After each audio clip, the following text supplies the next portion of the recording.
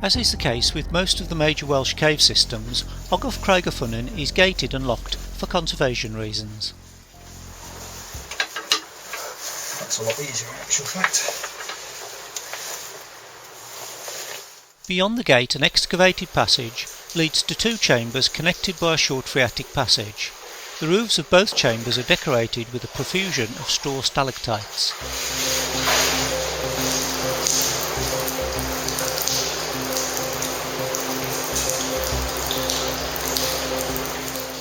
Shortly after the second chamber, the first boulder choke is encountered, with a fixed iron ladder leading up into it.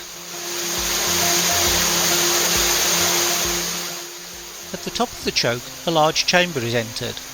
This leads to a low wet section called Gasoline Alley, which can flood to the roof in wet weather.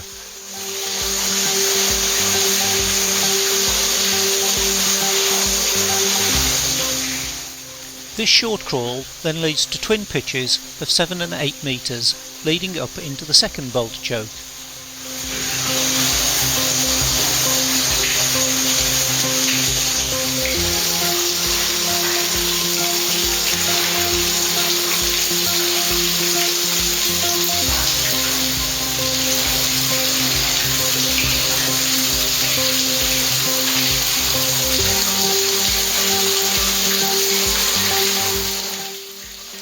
This rather aqueous passage leads up into the choke.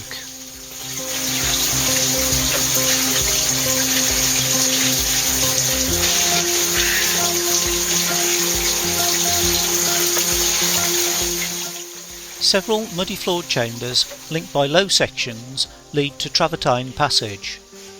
The objective of this trip was for Brendan to photograph this huge, well decorated passage with its magnificent gower pools and travertine dams.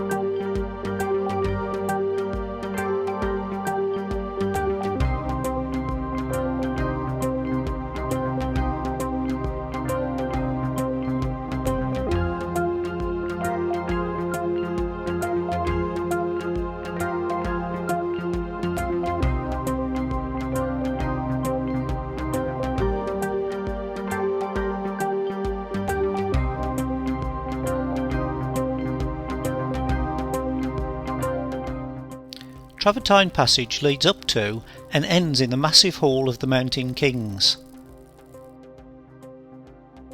The huge domed ceiling is adorned with 5-metre flowstone stalactites.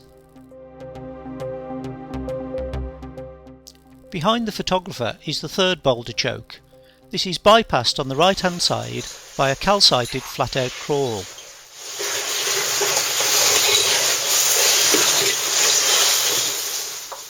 Mel made the squeeze look easy, but for Mark it spelt the end of the trip.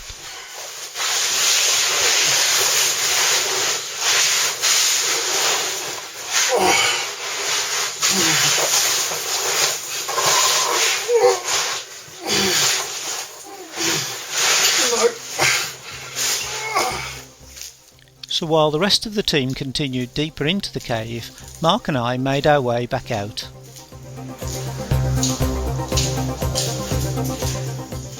The photographs taken on the way in revealed Travertine Passage in all of its magnificence by the use of multiple electronic flashes.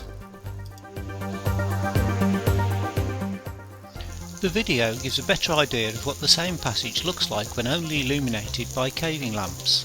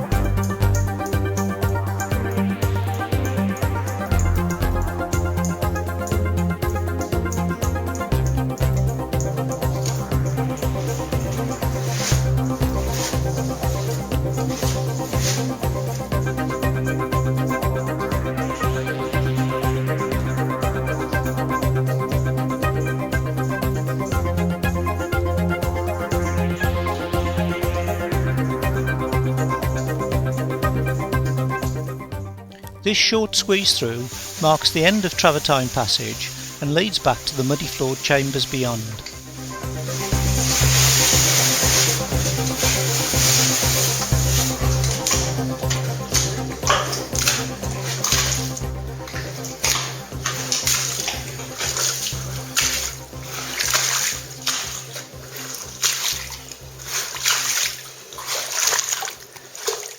This squeeze leads into the top of the second boulder choke.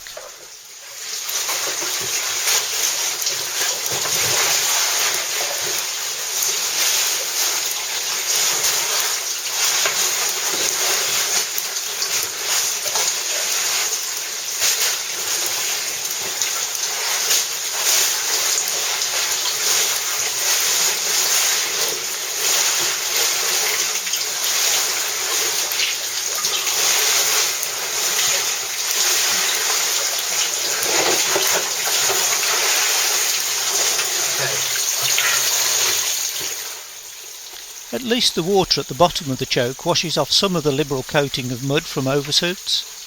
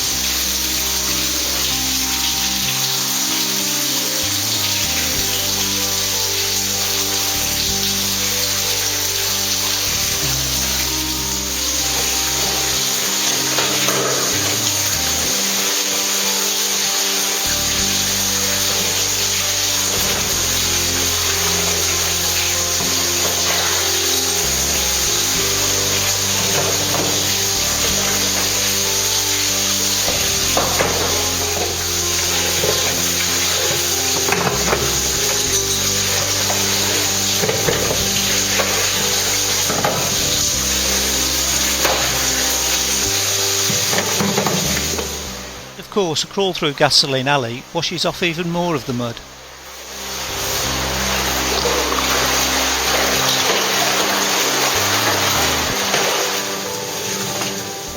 Thorough cleaning of the oversuit is completed by following the stream down through the first boulder choke.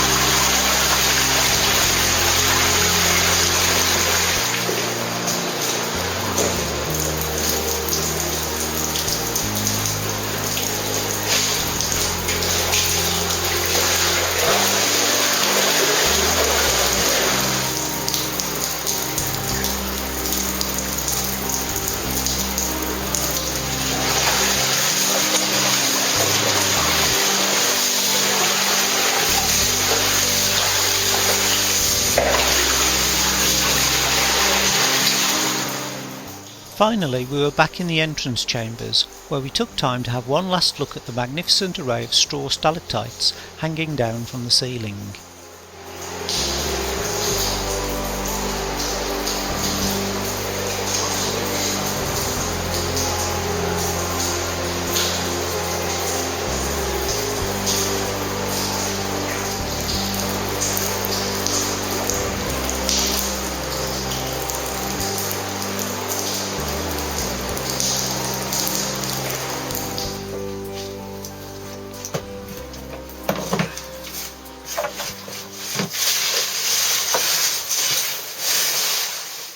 After almost 4.5 hours in one of the best decorated caves in the country, the grey, misty, wintry afternoon which greeted us was in marked contrast to the beauty we had recently been privileged to see underground.